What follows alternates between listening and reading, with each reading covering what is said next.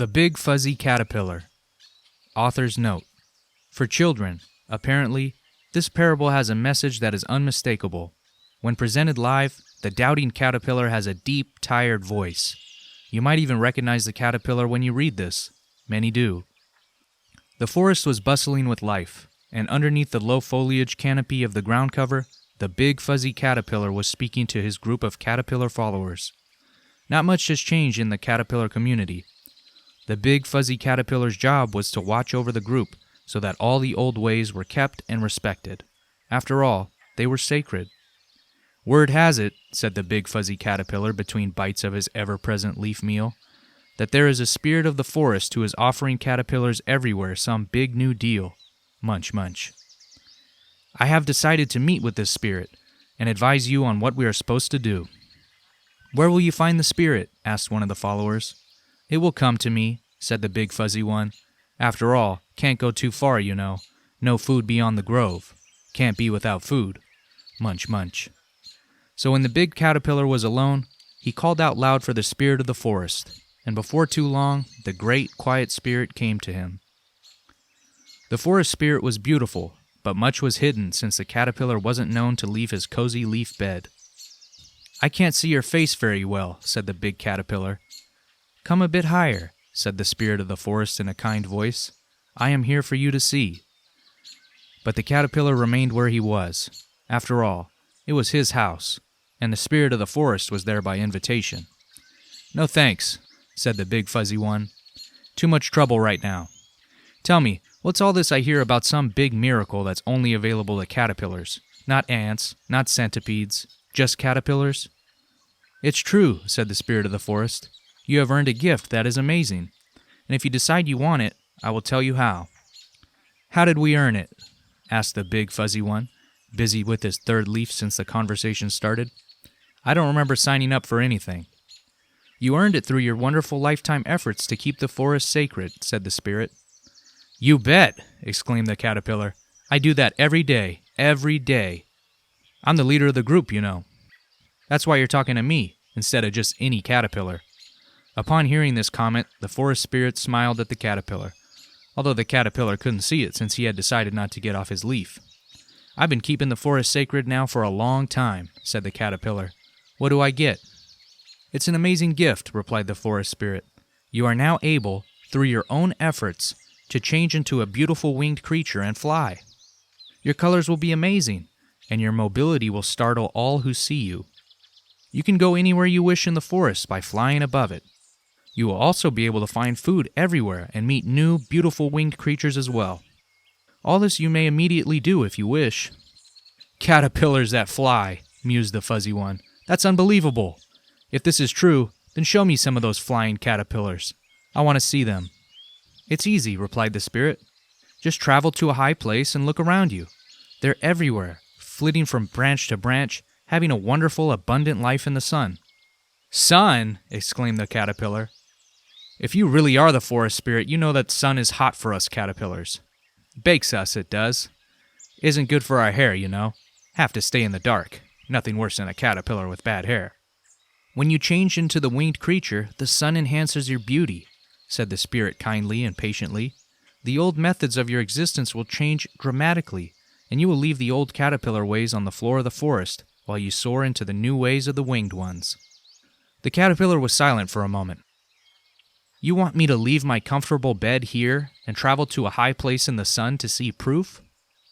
If you need proof, that's what you have to do, replied the patient spirit. No, said the caterpillar. Can't do that. Have to eat, you know. Can't go to strange high places in the sun to gawk when there's work here. Too dangerous. Anyway, if you were the forest spirit, you would know that caterpillar eyes point down, not up. The great earth spirit gave us good eyes that point down so we can find food. Any caterpillar knows that. What you ask isn't very caterpillar-like, said the increasingly suspicious fuzzy one. Looking up isn't something we do much of. The caterpillar was silent for a moment. So how do we accomplish this flying thing? The spirit of the forest then explained the process of metamorphosis. He explained how the caterpillar had to commit to the change, since he could not reverse it after it started. He explained how the caterpillar used his own biology while in the cocoon to change into a winged creature. He explained how the change would require a sacrifice, a time of quiet darkness while in the cocoon, until all was ready for the graduation into a beautiful, multicolored flying creature. The caterpillar listened quietly, not interrupting except for the munching noises. "Let me get this straight," the caterpillar finally said irreverently. "You want us all to lie down and give intent for some biological thing that we've never heard of to take us over. Then we are to let this new biological thing encase us totally in the dark for months?" "Yes," replied the spirit of the forest, knowing only too well where the conversation was going next. "And you, as the great forest spirit, won't do this for us? We have to do it ourselves? I thought we earned it." "You earned it," said the spirit quietly. "You also earned the power to change yourself in this new forest energy. Even as you sit on your leaf, your own body is equipped to do it all. What happened to the days when food fell from heaven, waters parted, and the walls of cities fell down? Stuff like that. I'm not stupid, you know. I may be big and fuzzy, but I've been around a while. The spirit of the earth always does the big work, and all we're supposed to do is follow instructions. Anyway, if we all did what you asked, we would starve. Any caterpillar knows that you have to eat all the time, munch munch, to stay alive. Your big new deal sounds pretty suspicious to me." The caterpillar thought for a moment and said, "Dismissed," to the forest spirit as he turned around to find where the next bite was coming from. The forest spirit quietly departed as asked, as he heard the caterpillar mumbling to himself, "Caterpillars that fly, my left feet, munch munch." The next day, the caterpillar issued a proclamation and gathered his followers together for a conference. All was still as the crowd listened intently to find out what the big fuzzy one had to say about their future. "The spirit of the forest is evil," proclaimed the caterpillar to his followers. "He wants to trick us into a very dark place where we will surely die. He wants us to believe that our own bodies will somehow turn into flying caterpillars. All we have to do is stop eating for a few months." Great laughter ensued at this remark. "Common sense and history will show you how the great earth spirit has always worked," continued the caterpillar. "No good spirit will ever take you to a dark place. No good spirit will ask you to do something so godlike by yourself. These are all tricks of the great evil forest spirit." The caterpillar swelled up in self-importance, ready for the next comment. "I have met with the evil one and have recognized him." The other caterpillars went wild with approval at this remark, and they carried the big fuzzy one on their smaller fuzzy backs in circles while they gave him praise for saving them from certain death. We leave this festival of caterpillars and gently move up through the forest. As the commotion below begins to fade from our ears, we pass through a canopy of leaves that shields the bottom of the forest from sunlight. We gently move up through the darkness of the leaves into the area reserved for those who can fly. Even as the din of celebrating caterpillars is gradually lost to our ears, we experience the grandness of the winged ones. Flitting from tree to tree in the bright sunlight are multitudes of gloriously colored free-flying caterpillars called butterflies, each one decked in the splendor of rainbow colors, some that were even former friends of the big fuzzy dark one below, each one with a smile and plenty to eat, each one transformed by the great gift from the spirit of the forest. Author's postscript. Like so many other parables, this little one about a simple caterpillar has multiple messages and some insights about the way God treats us with unconditional love. It also speaks of our current earth changes. Kryon chose the caterpillar because we have all known since we were kids that indeed, caterpillars go through an amazing metamorphosis and become flying multicolored butterflies. It's the classic story in nature of an ugly, fat, hairy worm with lots of feet turning into a beautiful, peaceful, flying butterfly. The former we brush off of us with disgust, and girls scream a lot, and the latter we welcome to sit on our hand or nose. The facts, therefore, are common to all, and so the story takes on a special significance. This parable is about something that is real, but which seems to be fearful or illogical when analyzed by the standards of an intellect that worships only the old methods.